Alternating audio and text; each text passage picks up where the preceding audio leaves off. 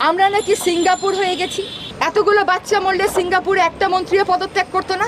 প্রতিটা লাশের বিপরীতে আমরা জবাবদিহিতা চাই, প্রতিটা গুলিবদ্ধ দেহের বিপরীতে আমরা বিচার চাই। কোনো মা, কোনো বাবা এই হত্যাকাণ্ড দেখার পরে, কোনো ভাই, কোনো বোন এই হত্যাকাণ্ড দেখার পরে শান্তিতে থাকতে পারবে না।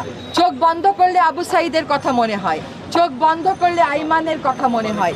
একটা সামরিক সাজোয়া যান থেকে একটা শরীর, একটা জীবন্ত শরীরকে রাস্তায় ফেলে দেওয়া হলো।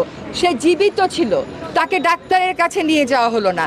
এই দেশে আমরা শুনলাম গুলিবিদ্ধ অনেকে হাসপাতাল থেকে হাসপাতাল ছুটেছে, তারা আন্দোলনকারী বলে তাদের চিকিৎসা হয় নাই। ধিক্কার জানাই এই চিকিৎসা ব্যবস্থাকে, ধিক্কার জানাই এই বিচার ব্যবস্থাকে, যা আজ পর্যন্ত ন্যায়ের পথে, এই বাচ্চাগুলোর জীবনের অধিকারের পথে কোনো রকম ভূমিকা রাখেনি। প্রতিটা লাশের বিপরীতে আমরা জবাবদিহিতা চাই।